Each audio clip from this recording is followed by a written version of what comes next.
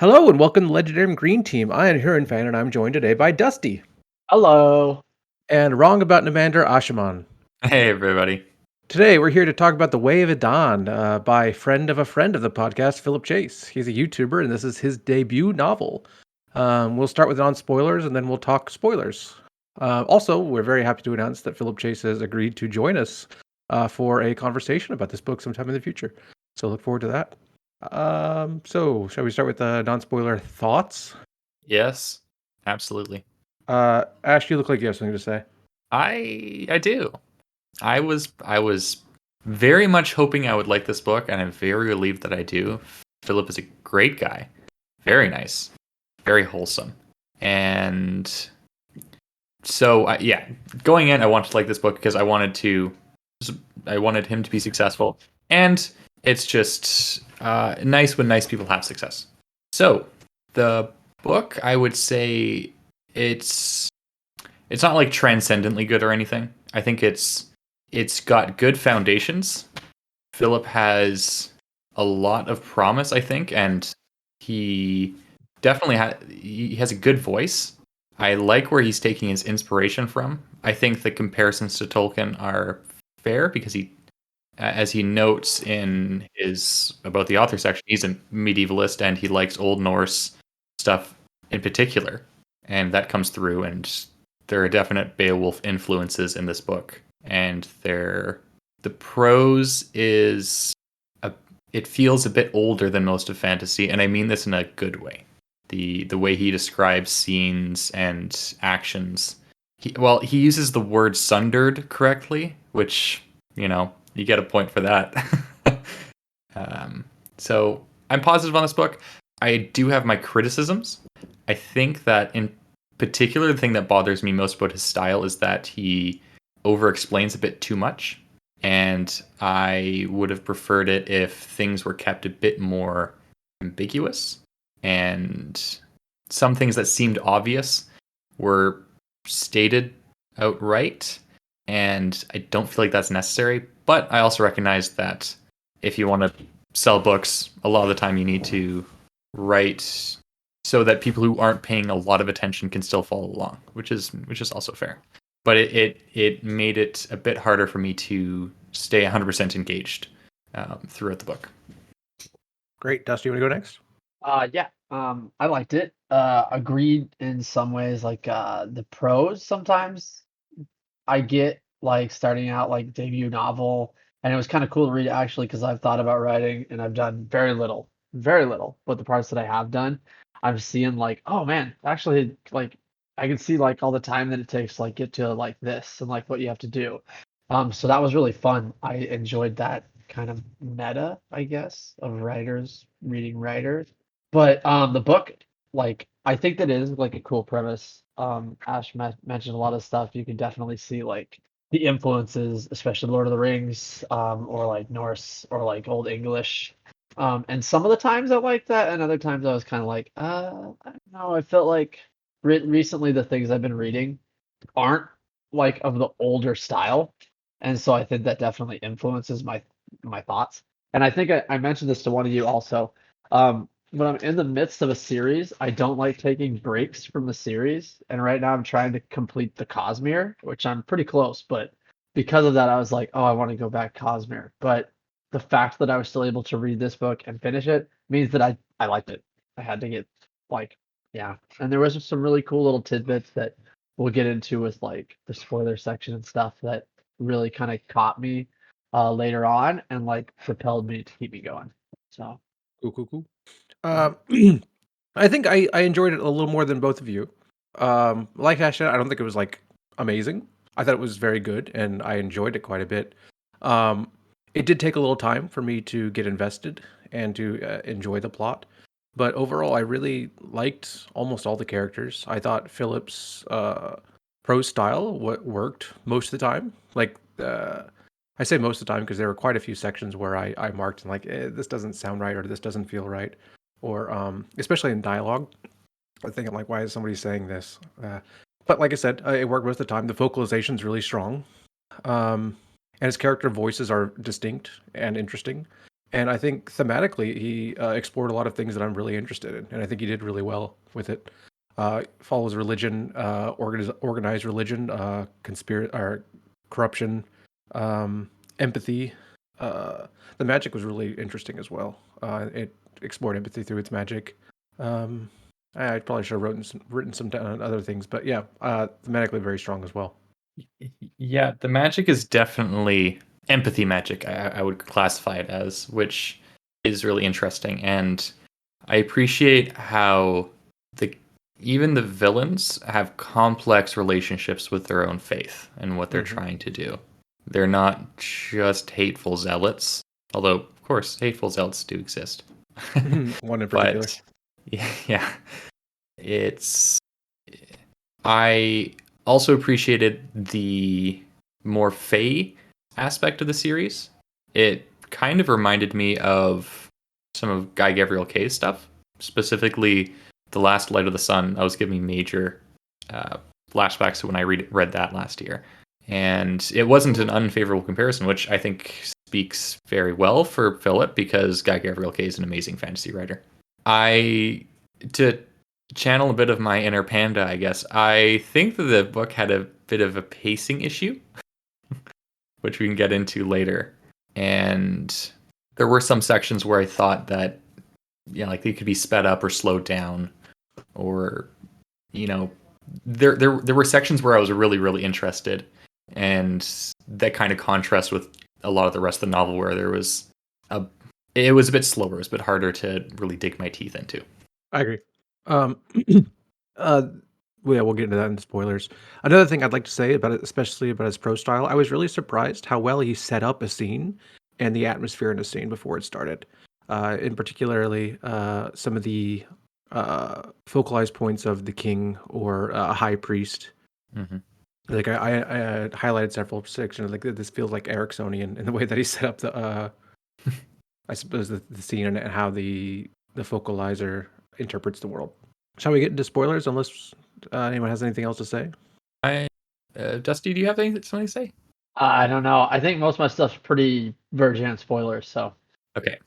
I just one more point about style. I so far quite like how he's writing combat. Specifically, he's okay with making it a bit gross. Mhm. And I think it adds to what he's going for. And there is Yeah, this book was a lot darker and grosser than I expected from someone like anticipated. Philip. Yeah.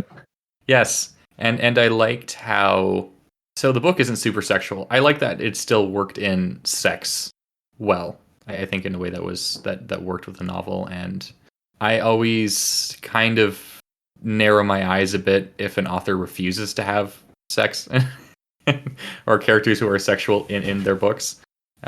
So it's nice that he had some of that and he worked in a way that wasn't just gross, because that's also a trap that authors fall into. Good point. I didn't consider this, and I actually had to think about like when there was sex in the book. But yeah, you're right. All right, so let's get into spoilers. Spoilers. Dusty and I decided that we would talk about the characters first. Oh yeah. And Day Raven is the main character. He's the chosen one. Well, maybe we should talk about the chosen one thing. How do you feel about the chosen one in a story like this? That's fine. Yeah, I'm just kind of like, I give it a begrudging like if you must. If it's the narrative tool that you need to tell the story you need to tell, that's fine. I'm fairly tired of it generally. I like it when characters are extraordinary on their own merits rather than being chosen. But it wasn't an egregious implementation of the trope. And I do like Dayraven as a character in a lot of ways more for his potential than what he's actually like here. But he's a good guy. He's I there's think that's a good way of there's lots putting of it. yeah. I definitely I think I preferred him more for his potential and his role in this story and his function in this story than him himself. Although he's not bad. I especially like the way that Philip set him up, being like a lover of stories and understanding the importance of stories and telling stories and whatnot. Mhm. And like, oh, I'm gonna like this guy. But out of all of the POVs we got, his was easily my least favorite. Other than the I guess the priest in the prologue and the kid who dies in the first page. I remember Yeah. reading that first page, which I did not really enjoy. I suppose I was thinking, oh, this is just another farm boy turned hero story that's actually not all that common in fantasy, but people seem to talk about it anyway. It And feels then, like it's common. and then he dies, and I was like, oh, okay, I could get behind this. Ouch. But he's Dayrun is kind of annoying a lot too as well. Yep. Because he's really, really, really, really loyal, and he will make decisions that I feel are destined by fate, even if they're a little too loyal and irritating in that fact. Because like he's like, oh, I met these dwarves, Duyargs. Duyargs, I don't know. and I'm gonna swear that I'll protect you, even though I have this other thing to do, or I'm gonna swear to do this, even though I have this other thing to do. Didn't he do that twice or three times in the story, where he said I would do He something? did it a lot. Yeah.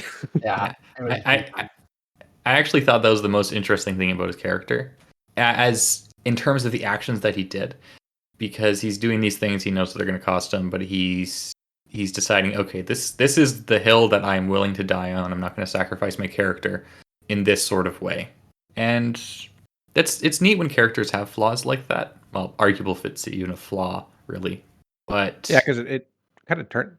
He almost dies at the end, but I suppose that's yeah. like I have a feeling that everything he does, like I said, is just kind of fated to happen, if that makes sense.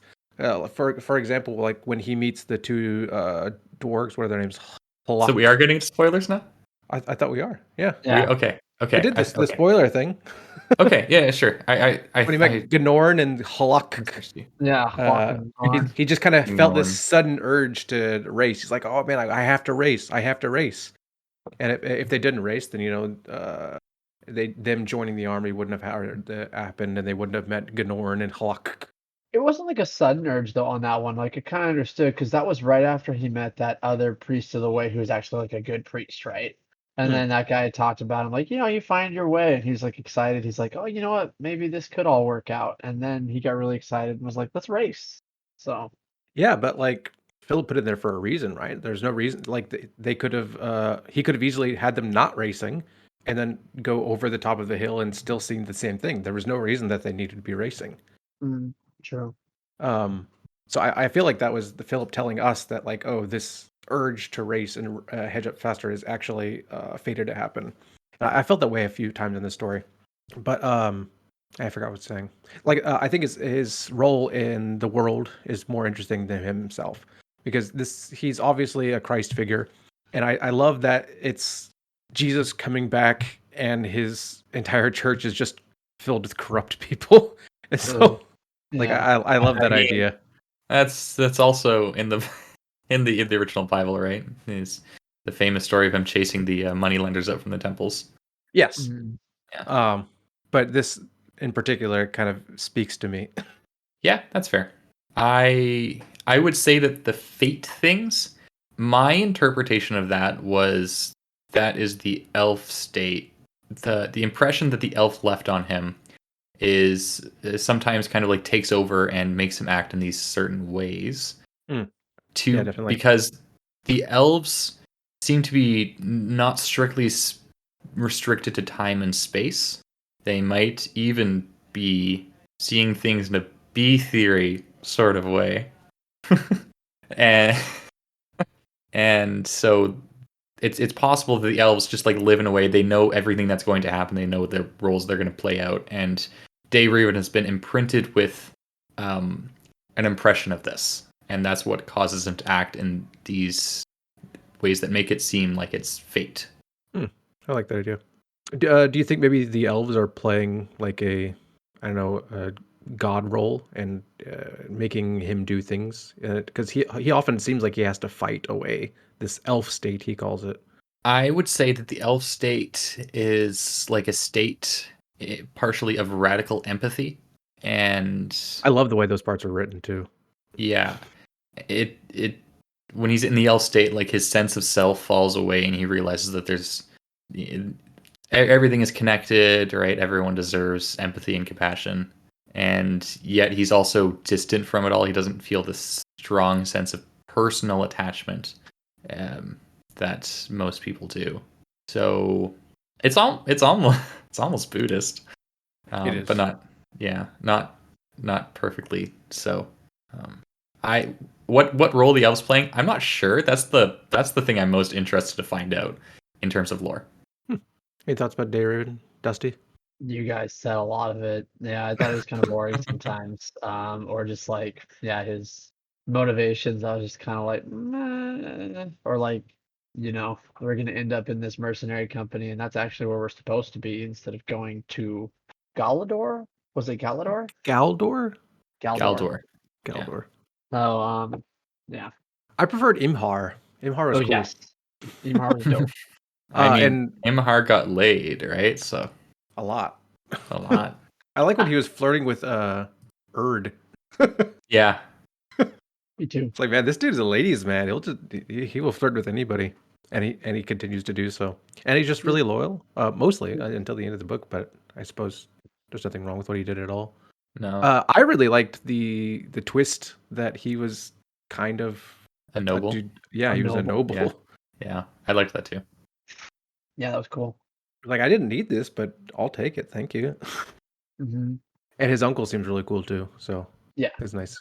And yeah, he's got interesting character because he is obviously a very sexual guy, which when you learn about his backstory, that he watched his father get killed in front of him, then watched his mother get raped and killed in front of him, and then watched his sister get raped. That's interesting. That's interesting that he acts the way he does. Yeah. It's not wrong. A wrong way to respond to trauma because, like, obviously it's consensual sex that he's doing, but I imagine this is an angle that will get explored more in later books. His relationship with sex and women and men as a result. Who is your favorite character, Dusty? Let's talk about them next. It's funny because I can't remember the name of my favorite character off the top of my head. She was Ouch. the next in line for the Sequara? queen of yes, I like Sequara a lot. Sequara. Her first POV. It was really early in the book too. It was like, oh, no more Day Raven. Okay, and I was like, oh, we're gonna follow her for a while. And I was kind of disappointed when we didn't. But Yeah, you see how like 100 pages of not her. yeah, her first POV is really cool, and how she has to. I don't know, other kind of Buddhist feeling that she has to give up all attachments Yeah. and sacrifice herself for her kingdom, and their whole line in the kingdom is really interesting too. The way that they're not supposed to have family, and it's not nepotistical. Is that a They word? have to be a sorcerer or sorceress. Mm. That was cool. And her what was the name of her guard? He was cool too. Haldor? Was that Yeah, it? I liked him. It was I don't remember. I feel like the one that I keep trying to remember is the one that died early. Yeah, I don't she's know. essentially a Jedi, from the prequel trilogy. Oh yeah, she is. That's a good way Yeah. of putting it. But yeah, I enjoyed Sequara. I don't have much to say about her. She kind of felt like well, I suppose Erd is more of the Gandalf character, right? Yes. I think there were Yes. literal lines that Erd said in the book that came from Gandalf. Maybe I could find them. Maybe. I wouldn't Wait, be surprised at all. if she's like the Gandalf character, does that make the Queen of Astrolod like the Saruman character? Only if she turns out to be evil. I highly doubt that she will. She seems very Maybe she'll turn out to be calculated the and- Radagast character. Ooh. Did you enjoy the Mother Maiden Crone meeting, Ash? I always love it when the three faces of Eve show up in a story. I had to add that point, but Ash is gonna like this. Here it is. Erd is my favorite character. Erd. There's a glimmer Yeah. of hope she smelled at Faldira and Sequara. It was under my nose for the longest time, but I was foolish enough not to see it. Perhaps I was afraid. Well, I could not have known what would happen. Only now I fear my heart is almost lost to us. That's So very Gandalf. yep. It's like, oh, I found the ring, and it's a hobbit, and I missed it. It was under my nose. Oops. Yeah, someone said earlier that this is Beowulf, and it's very, very, very much felt like a Beowulf inspired story, which is cool with me because I don't think I've read Yeah. many like that. Yeah, to me it was most noticeable when they're talking about their swords.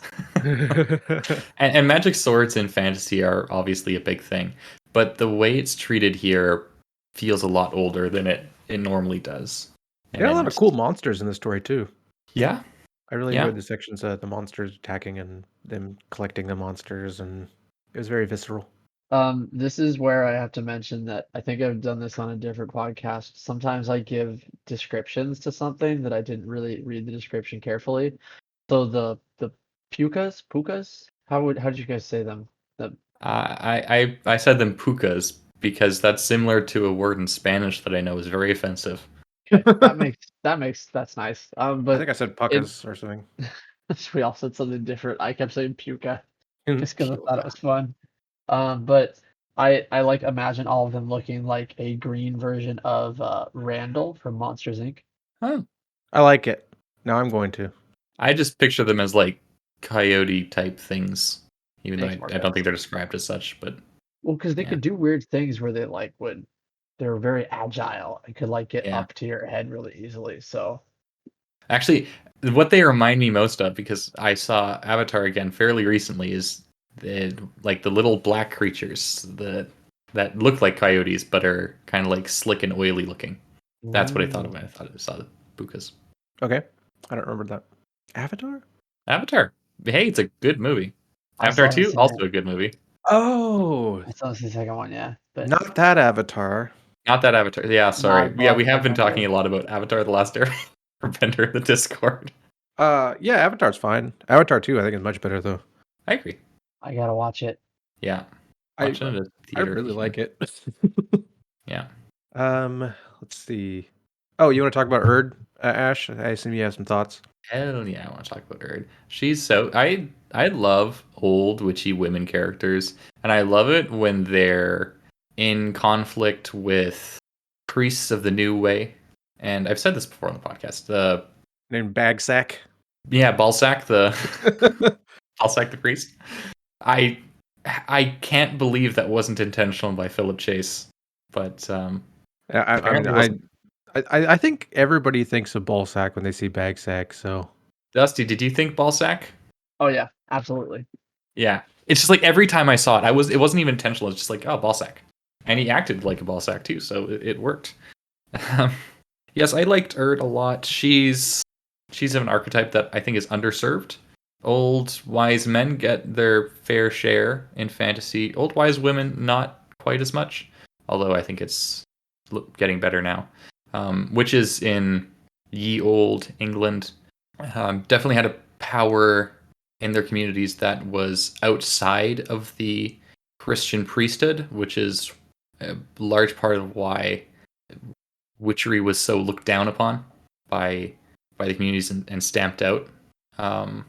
So I like the conflict between the old world and the new that is in this book and is going to be explored, no doubt, much more later. it And seems I like that's like, the core conflict. Mhm. Yeah. Yeah, I would agree. And I like that the priest does have legitimate magical power. He's not just a demagogue or anything.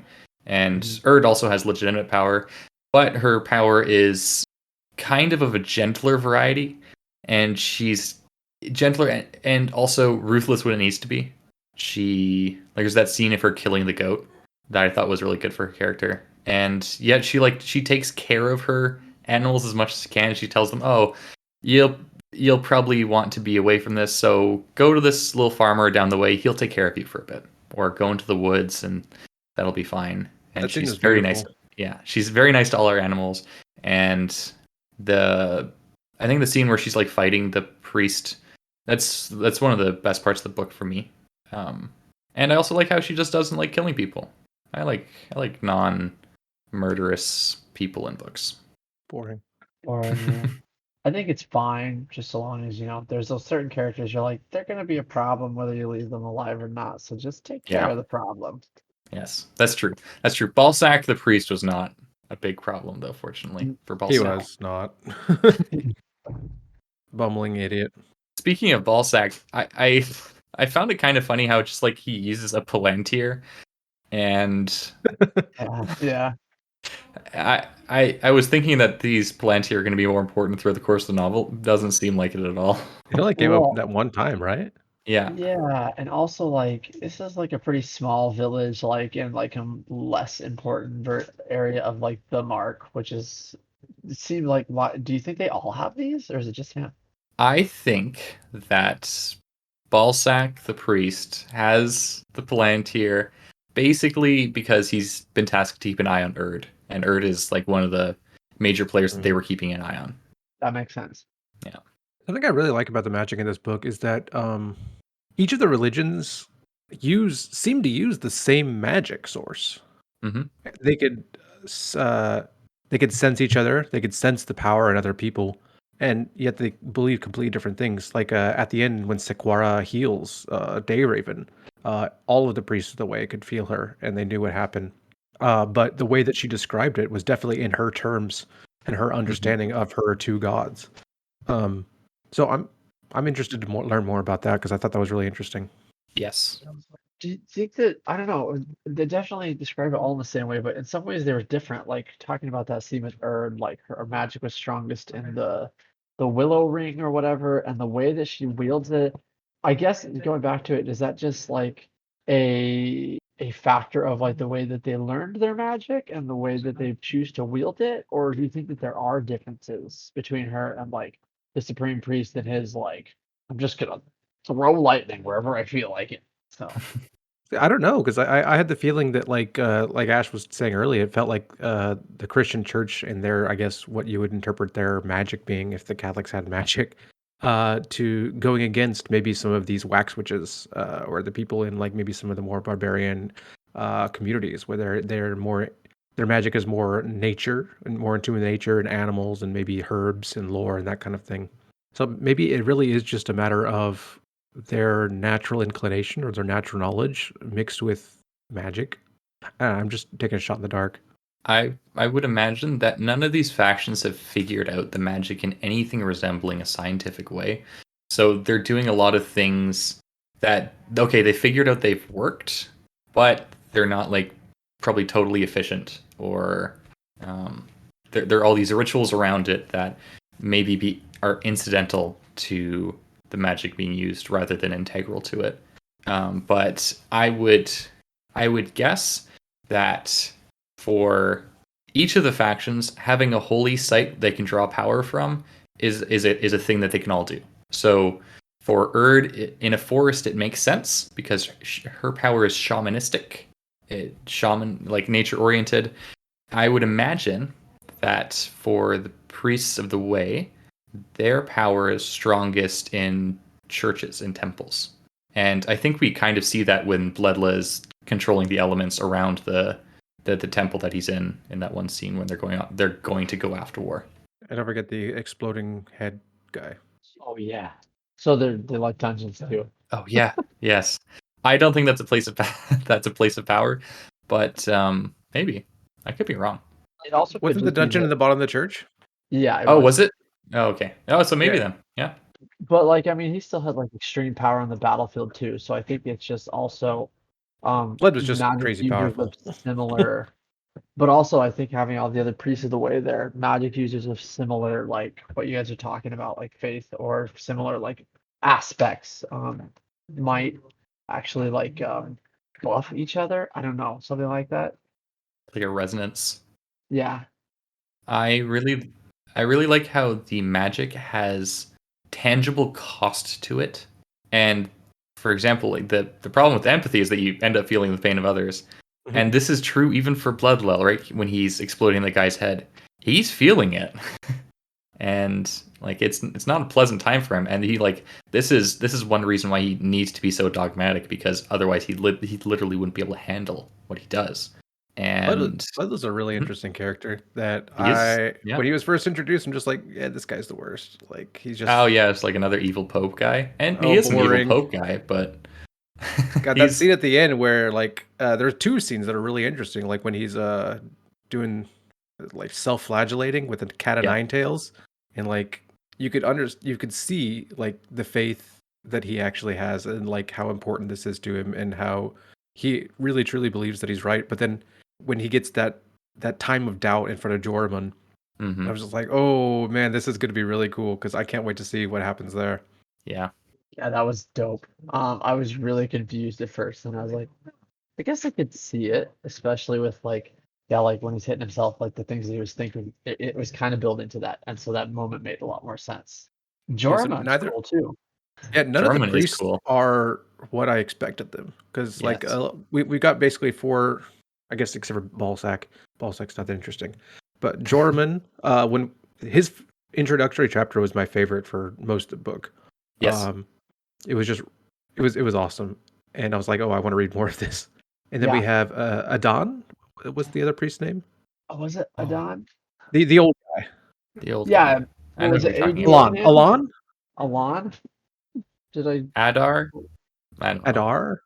Adar Whatever. sounds That more guy's cool. like He's the guy that gave the song of beginning to Sequara. He's the guy Um, that's definitely gay. I'm pretty sure he's gay, and I think he was gay with Galdor. Wasn't Joroman the one who gave it to Saguara? No, it was definitely I thought it the was old guy Jorahman too. because they described him as an old guy first of all, and no, And then I'm Jorahman also reasonably sure later, it's the old guy. yeah, because Is you find out isn't later. Joroman? Mm-hmm. Oh, he's the one that he's like he wants this to go through, like he wants to conquer the world and then conquer Bloodlust. Yeah. How I interpreted it is because at the end he says, "Oh, we could have learned much from each other," and that's Joroman's thing, right? He's all about learning as much as he can from as many people as he can. I interpreted it as okay, Joroman is still like he's still kind of old, and he's setting up opposition for Bloodla that he knows that Bloodla will be able to beat, but will weaken him so that he can take over later. Yeah, I think that I think just that the way was that more like. Go ahead. Sorry. oh no, actually you should go first because mine's gonna segue into like Okay. guessing what I could think happen. I think him saying, "Oh, I think we could have learned from each other," was not uh, a want for more knowledge. I think it was a lament for what could have happened, It could which be is not a Jordan thing. Well, Jorman does lament that he has to kill. Well, he thinks he has to kill Dave Raven, right? He's like, "Oh, I wish that I didn't have to kill Dave Raven. I could have learned so much from this guy, but for my purposes, he needs to die." Yeah, well, it's Philip, and Philip will tell us, hopefully. But Yeah. I'm reasonably certain it's the old guy, who's really cool. So we got Jorman, the guy who thirsts after knowledge. That seems to be his main. I mean, he's a bit of a hedonist, but hedonist isn't the right word either. He thirsts after knowledge first and foremost, and he's not really very zealous, although he used to be. He lost his faith, so maybe there's an arc there.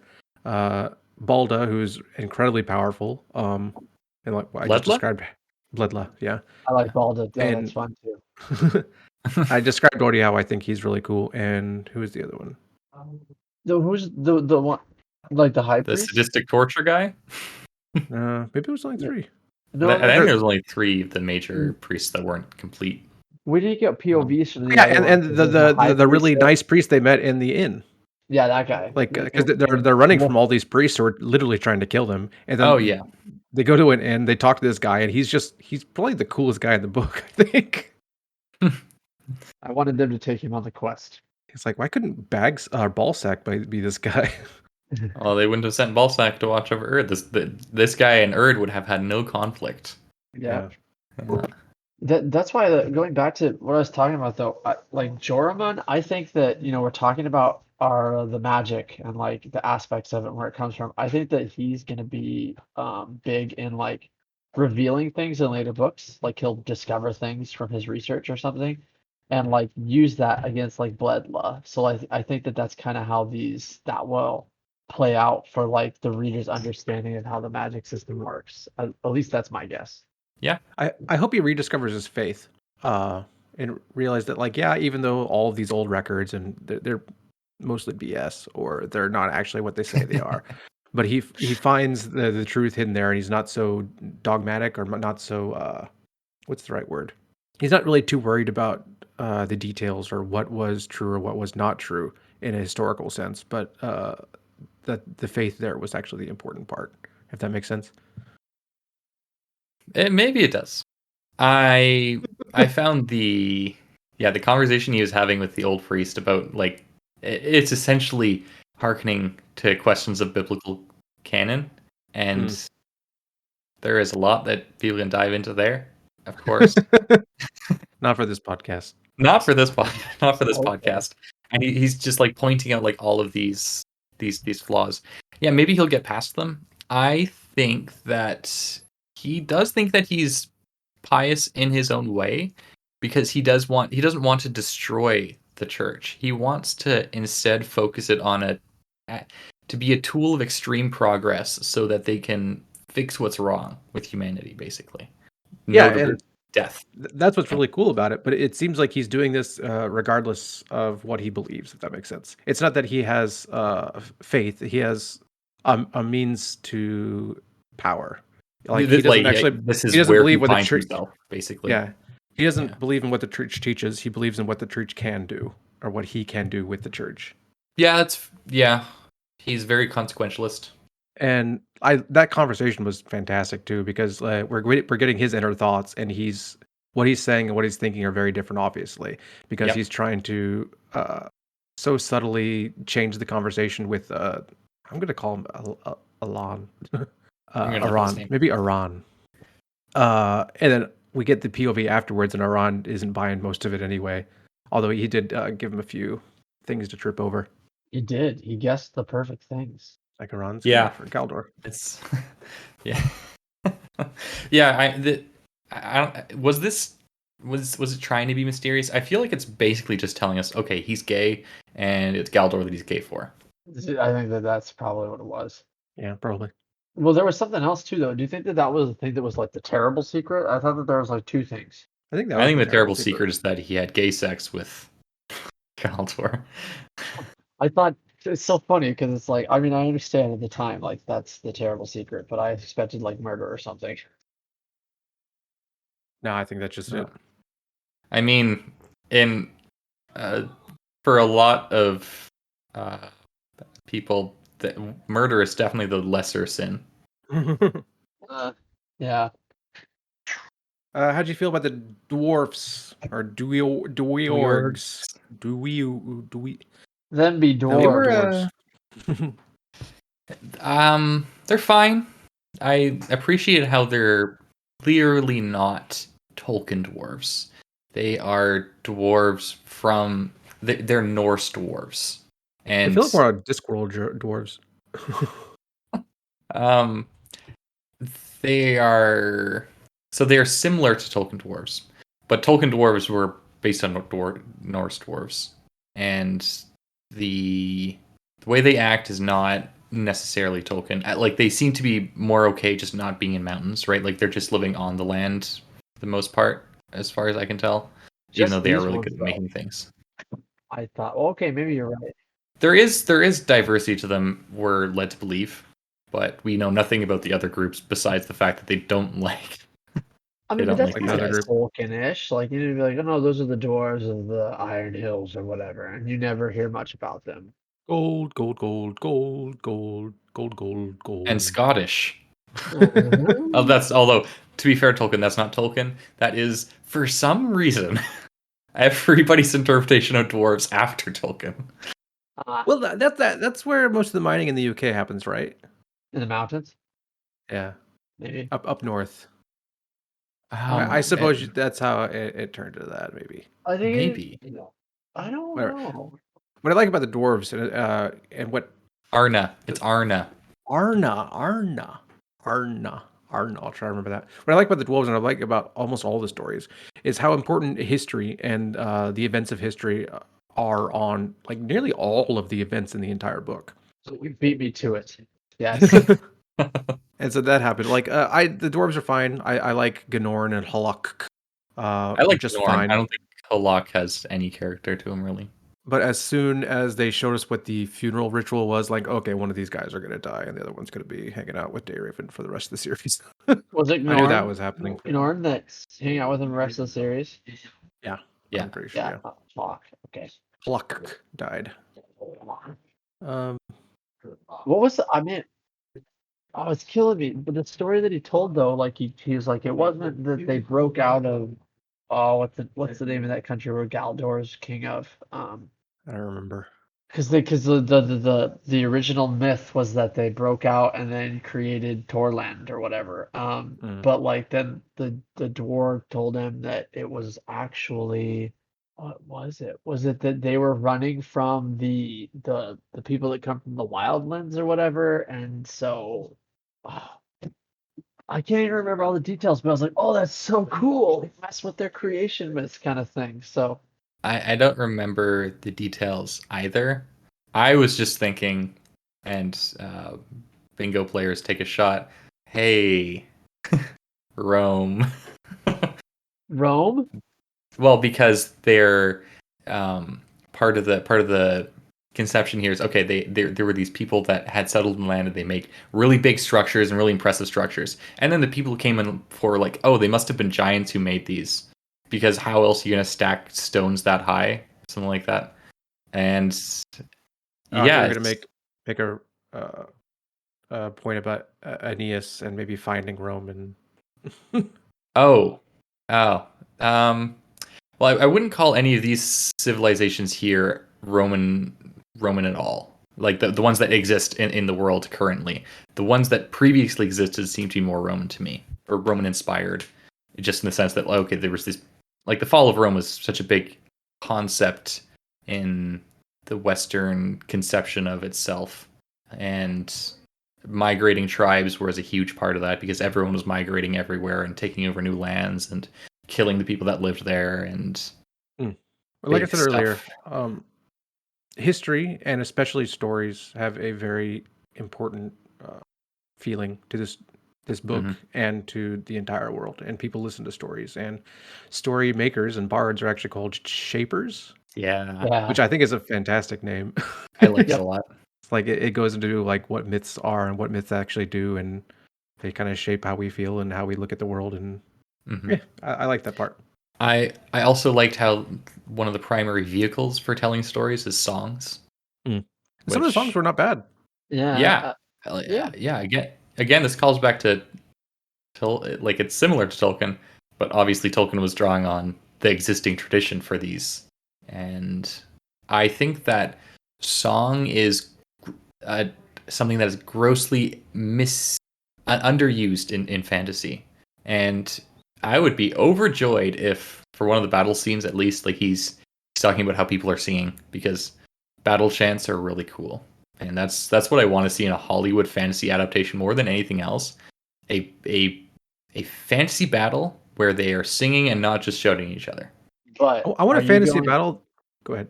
I was gonna say, are you going to read that chant if it's in the chant of the languages he has in the book?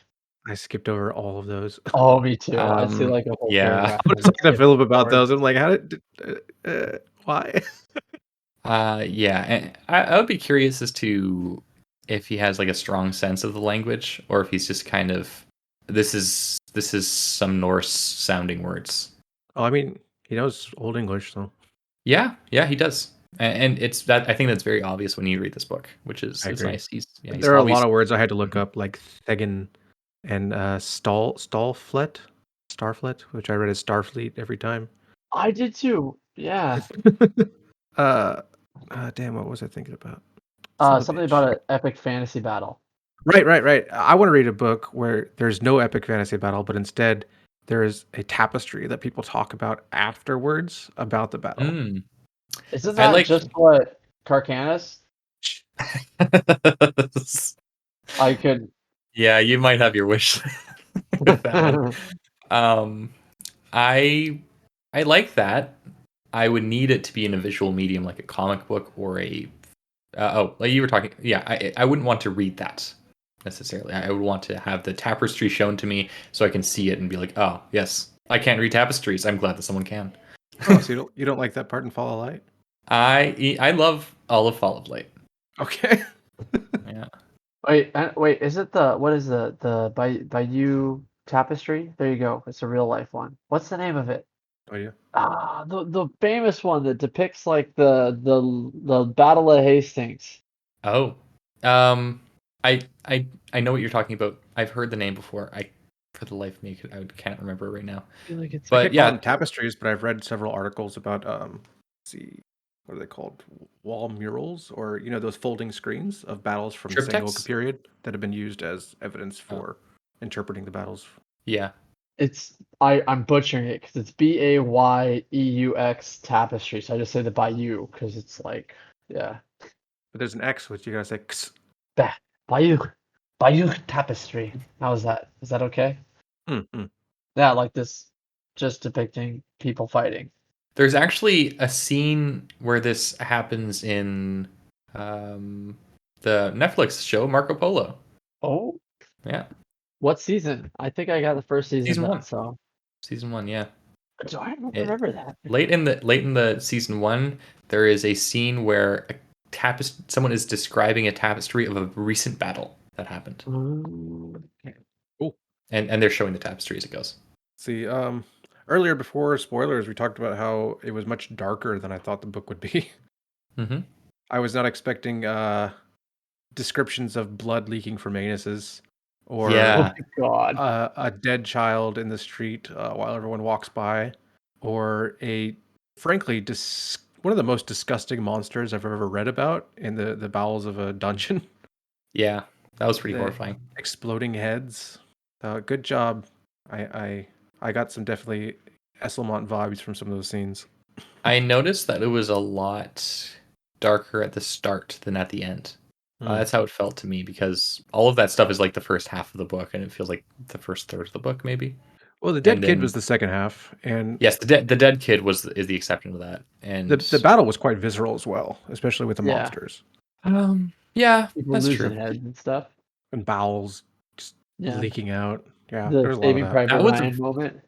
the the torture scene. I think that was a very good way of totally implying what happened, and like these guys are definitely raped as part of their torture, which um, kudos to Philip for depicting male rape in fantasy because that's not often something that's done.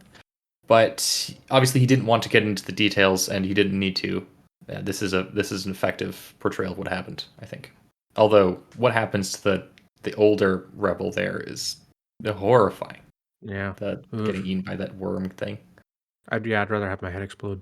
Yep, It's just like getting absolutely. by a python, right? But slimier. I would rather get eaten by a python. Yeah, because you would suffocate before too much. Yeah, that's Plus, they true. usually suffocate you before they swallow you anyway. Yes. Yeah, they Fun. don't want you moving. Fun. And, hey, way, the way of how do you pronounce it? Edan? Is it Edan? Okay, all right. I say Edan. Yeah, Edan. I kept saying Eden before I'd seen anything about it, but then I saw Philip in one of those videos mention about, the map. When you sent me the map, then he kept I did find the map in the ebook. where? I don't know. I just checked the contents and then I think it was near the beginning or end or something. I don't remember, but I found it. I definitely found it. How'd you feel about Erkenwald? He was fine. He's a Yeah. fine guy. Kind of a more interesting than I think different authors might portray this guy. I agree. I like that he's largely Mhm. motivated by his father's failings, especially his father's faith. Yeah. And he's a sadist, at least to his wife. His poor wife. I felt bad for her. Oh, yeah. Yeah, he's clearly just like emotionally traumatized her, and she's non-functional essentially. Yeah, feels pretty bad. And she's being encouraged by the church by always giving her alcohol. Yeah, Ouch. kind of messed up. Yeah, Yep. I don't think I have much else to say. Anything else? I will say. Go You ahead. first. I was really pleasantly surprised by the quality of the paperback. I Oh. tried buying the ebook first on Amazon, but Amazon's awful. I don't have a Kindle, and I didn't want to jump through all their hoops to get it loaded onto my Kobo. So I decided to buy the paperback instead. Paperback is very nice quality. Paper is very good for the price, and it's a nice size. Not mass market paperback. It's foldable. The spine is not broken, and I'm very pleased about it. I wanted the paperback, but it wouldn't arrive here for a long time. So Yeah, I had to nice go. thing. Eventually, Mine would maybe. never arrive. I could get mine like next month, like on the 12th or something, I think. I don't know when mine would arrive. It would get stuck, and I'd have to message the people I know in the post office who work there to help me discover Oh, where wow. it is. Gets seized at the border. This happened. I found like it's not like the whole quote, but like a piece about like the creation myth and stuff that we were talking about. I keep saying creation myth. I don't even know if it's necessarily what that is, um, but Dayraven basically says back to Gnorn, if you speak the truth, he said to Gnorn, then the folk of Elend, Torland, and the Mark are all like the Theos of Grimrick, kin of the Illarche. We come from them. And the George is like, yep, you're to us, you're all the same, except some of you have learned some manners. That was it. That's what I was looking for a long Yeah. time. That made me laugh. To extend the Roman analogy, then, as we know, the barbarian tribes that took charge of the various pieces of the empire, for example, the Goths, the Visigoths, the Ostrogoths, lots of Goths, they started out very, quote, barbaric, and then settled down and then called themselves Romans. Yep. And they became civilized, and that was a theme throughout Roman history. The barbarians coming in and getting assimilated and becoming Roman, and the question of what it means to be Roman is hotly debated. But you had all these wild people settling down, basically, and then not associating themselves with the wild men anymore, which seems like it's what happened here. Yep. A character that didn't really make much sense to me is the captain of the mercenary company. I don't understand why he goes with them at the end. They needed more. I have a feeling diversity. his culture has a life debt kind of concept. Hmm, I maybe. agree. I'm interested to see where his story goes, especially, it's got that legless Gimli feel. Man. And I liked his characterization, like what they did in the little time that happened, when he lined Yeah. up the troops and he was giving them crap, but it kind of felt like it was coming from a loving way. Maybe not loving is the right word, but you know what I mean. Yeah. Yes, he was likable. Mm. Sure. And a lot of the characters were very likable, I thought. I agree. If they were just the problems that I have with the exposition and sometimes over explaining things hindered my liking of them sometimes, because they would just like state very obvious things. I was like, I don't need that to be stated again. But in spite of that, I am excited to see where pretty much all the characters go from here. I agree Yep. completely. Especially, like I said, I think I enjoyed the book a little bit more than both of you. Mhm. But there were quite a few parts where I wrote like, "Is this necessary?" Or even more than that, there were a few times where I just wrote, like, "This doesn't work. I don't think." Like Yeah. I think Imar's like, "Oh, you have changed." I'm like, Yeah. Yeah, but I agree. overall, like I said, I think the style is really strong, and I think it Mhm. works, and I think his vocalization is really strong as well. How big do you guys get the sense? How big do you guys think the land is here? I get the sense that it's like tiny. It feels small, Small. like Avatar size. Yeah. But at the same time, the armies are fairly big. Like the Torland army is 90,000 men, That was half of it. which is half of it, and that's an enormous army for any Well, pre-industrial society. the Torland itself is only like 6 million people because he said something about like there being like, there were these random like math numbers involved with like the capital, and I figured out there's like 600,000 there, and then it was like 1/6 of the total country or something or other, and I was like, so there's like 6 million people in the whole country. 2 million people. So I don't know. Not really details I care much about, but I fairly we small, I can. think. I'll probably ask him about how he calculated the army sizes and stuff. If he was Mhm. drawing from anything there. Maybe the It's size of the possible he has United a States. uh, huh? Size of the United States? I think it's much smaller because things happen very quickly, Yeah. right? Like Caergillion, like it's captured over the course of what looks like a couple days, Uh-huh. like the entire process, which is kind of really fast. So I hope in the next books there is at least some mention made about how they're controlling Caergillion now that they have it, because you can conquer a place and often the inhabitants are not very happy about this and they will do things like guerrilla warfare. So I'm sure you know in your country, Dusty. I have no idea what you're talking about. No idea.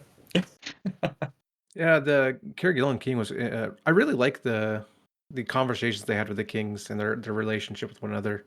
Mhm. And then the end of the other Kerguelen king and Bract is the name of the other king. I thought he was really cool, and his relationship with his wife, and how she didn't seem to say much of anything, but you She's could just wearing tell. the pants. Yeah, Yeah. Yeah, She raises an eyebrow. He's like, "Oh, well, I guess I can go and treat with Carrie Gillian." it's like through. I wasn't really enthralled through most of the reading, but by the end, I'm invested in seeing what happens in Mhm. almost every single plot thread and every single character arc. So good agreed. job, Philip. Yeah. I'm I excited to also read book really want 2. to meet Galador. Yeah, it's Yeah. a nice little tease there. It's like Yeah. Yes. at what point did you realize we're never going to see him? When they join the mercenary company, I think. Yeah, I think so as well. Yeah. All right. Anything else? Thinking. Yeah, that's it. That's all I got. I think I'm all right too. Well, that was fun.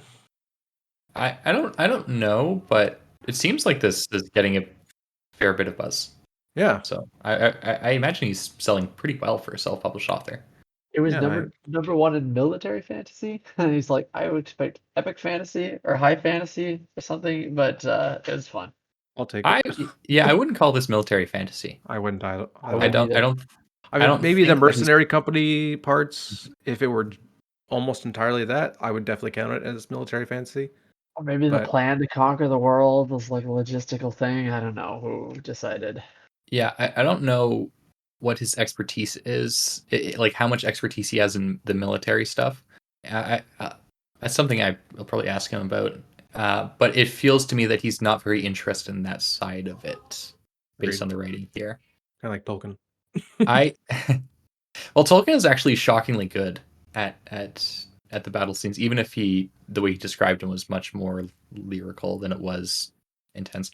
I would actually like to see in the next books Philip adopting a more mythical approach to the combat rather than like describing like individual sword blows and parries and ripostes and stuff like that. I think it would work better with the style. Shall I sign off? Yeah. All right. Thank you for listening to this episode of The Way of Edan, episode on The Way of Edan by Philip Chase. I suppose you don't need us to say it, but we all liked it and we all recommend it for most people, I guess, depending on what you like. But if you listen, enjoy it, read it, check out Philip's book, listen to our talk with him, hopefully sometime soon. Goodbye. Do we have to say anything else? So long.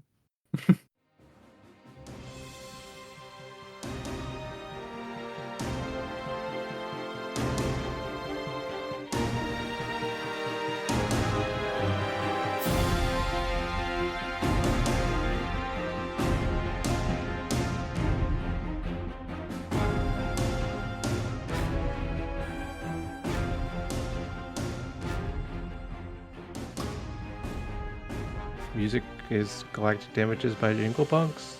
Thanks, Craig. See you.